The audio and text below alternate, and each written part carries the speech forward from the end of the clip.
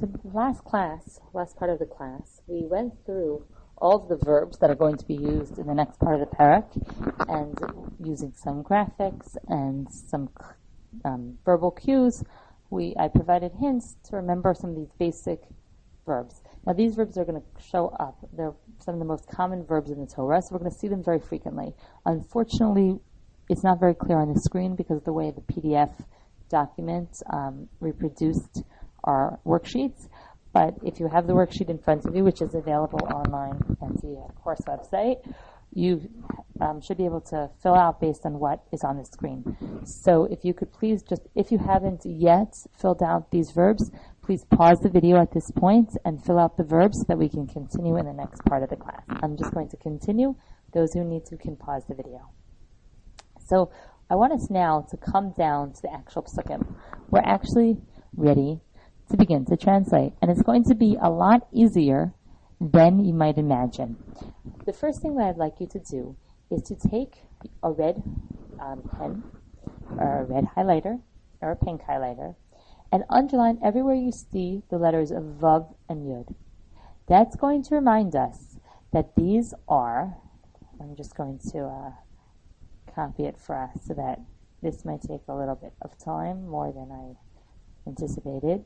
But this is what I want you to do, is to underline exactly the words that have the Vav and the Yud. The reason we're going to be doing this is because that will indicate to us and remind us that when we come to this word, it's going to be a verb, and we're going to need to translate it in past tense. So once we have that awareness of the conjugation, it's not going to be as difficult for us to translate the pasukim. We're going to begin to recognize by doing this, by actually using a color and also by writing, it's going to help us remember. So part of learning is to try to involve every part of our body. So if we, for example, write while we see and we hear, we learn much quicker. So that's what we are going to be doing here.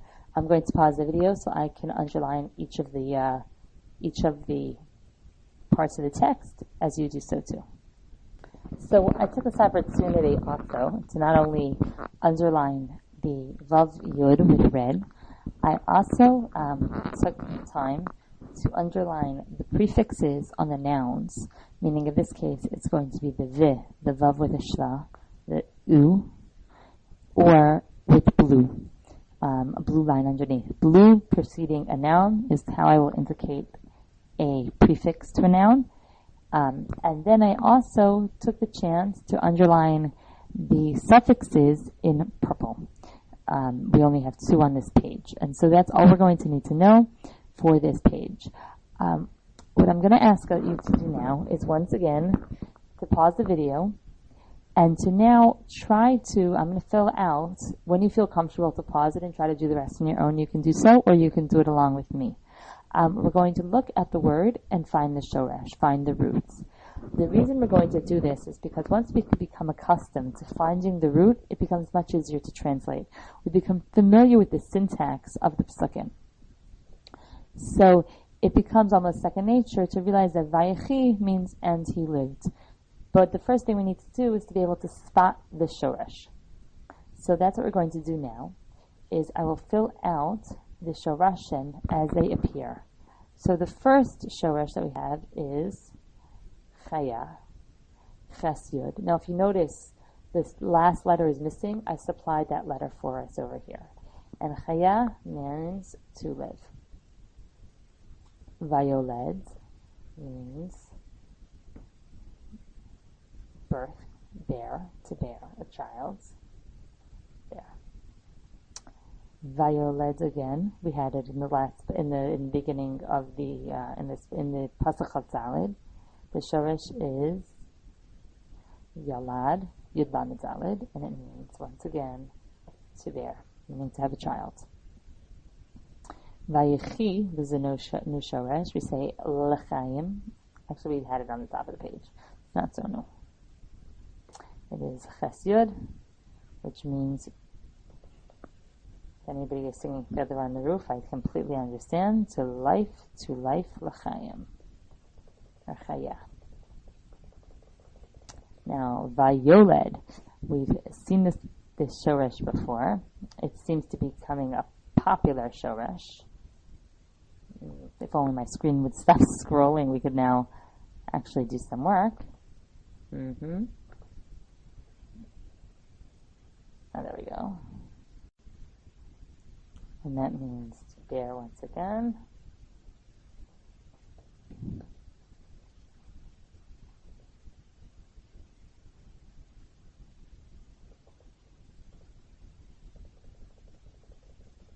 I believe on this page we're going to have one or two more shorashim that are going to be new.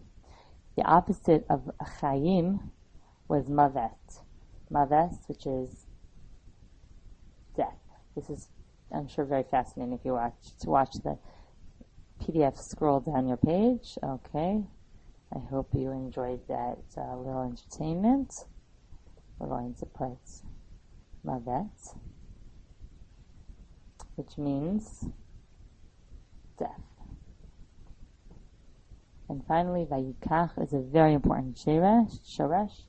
It means to take. I'm going to scroll back up to the top of the page. I am able to do that. Thank God for modern technology. So we're now going to start to translate the pasukim. What I would recommend is to pause the video for each pasuk that you're filling out before I give the answer. So you can continue, you can try to do it on your own. If you have a problem, you can just unpause the video and then I'll be talking. But this way you'll have a chance to learn it on your own. This is the most successful way to learn, is to practice the skills immediately following the introduction of those skills. So that's why I leave out the words that we've just learned, and this way we get a chance to practice our skills. So Vayechi Nachor, I would also recommend that you read the pasukim out loud. When I'm reading it, you'll see how your pronunciation matches my own, and will help with your fluency. So when you read it, you become more fluent. That is the only way to improve fluency, is by practice.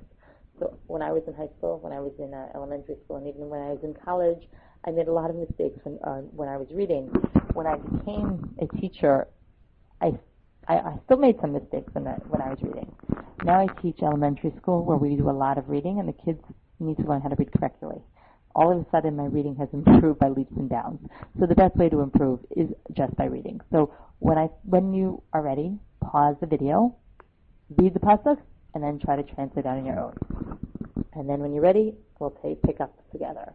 So Vayechi Nachor, and Nachor lived Tesha ve'esrim shana, 9 and 20 years. Vayoled et Tarach, and he bore Tarach. Vayechi Nachor, and Nachor lived Achar holido et Tarach, and I forgot to underline in purple the O after his bearing Terach. Tisha esrei shana ume'as shana, 119 years. Vayoled banim uvanot, and he bore banim from bnei mitzvah, sons,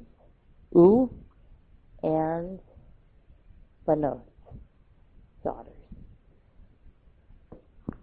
So this pasuk, in pasuk chafalid and pasuk chafhei, just ask a question and you can answer it to yourself or to, if there's anybody else in the house, you can talk to them, because unfortunately I can't hear you. So what does this information tell us? What do we learn about Nachor? There's two pieces of information that we've noted, that we've learned. First of all, who he's the father of, and his lifespan. So Nachor is the father of Terach, and his lifespan is, if I get the math correctly, 148 years. We know that he has more children than just Terach. He has additional sons and daughters. Let's see how the pasuk continues.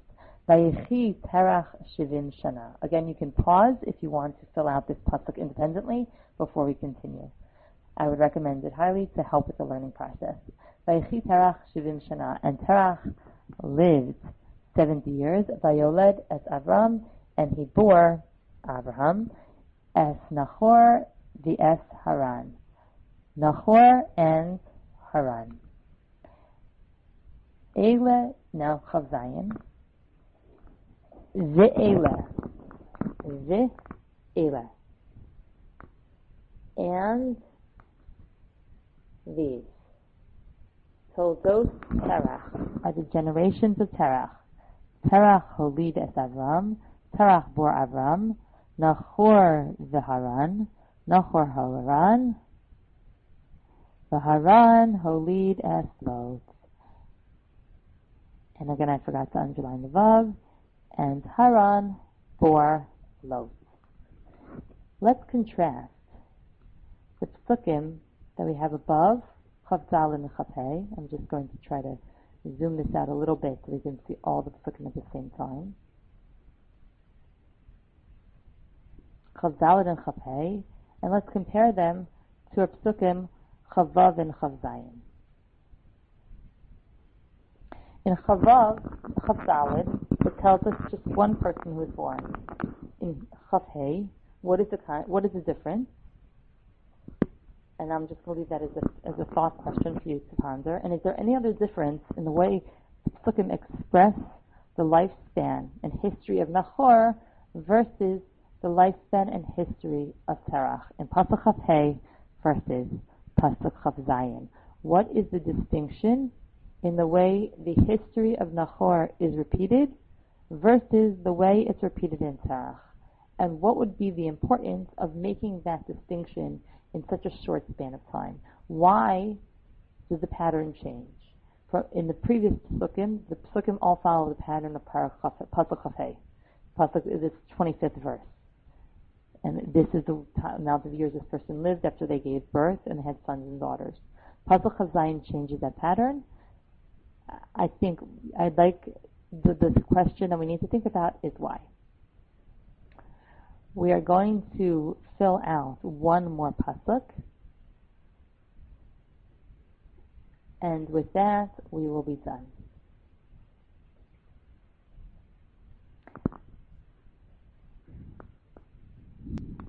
Again, if you would like to fill this pasuk out on your own, please pause the video to get a chance to try it out on your own. Vayamas Haran, and Haran died. Al Pnei Terach Aviv, literally on the face of Terach, his father. I translated it before Terach, his father, because that would make the most sense literally. Doesn't make sense to die on the face of. But the pasuk, if you translated what would be on the face of, we translated before Terach's father. The Eretz Moladito, in the Eretz, the land, Moladito of his birthplace, Be'or Kazim, in Ur of the Chaldees. So here we're going to pause, and once again, are there any questions? Is there any information that's being provided through the use of language that's ambiguous or unnecessary? That is the question that we need to ask about Pasuk Chav Ches. So far we've read 5 pasukim, and there should be a number of questions that are floating around in your mind about the patterns and about extraneous information, as well as events about why certain events are important or not important.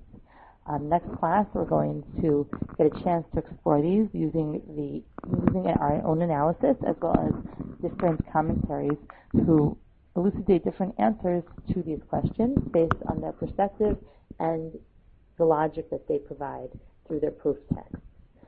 Thanks for coming. I hope that you enjoyed, and I hope you're going to join us again for the 3rd class.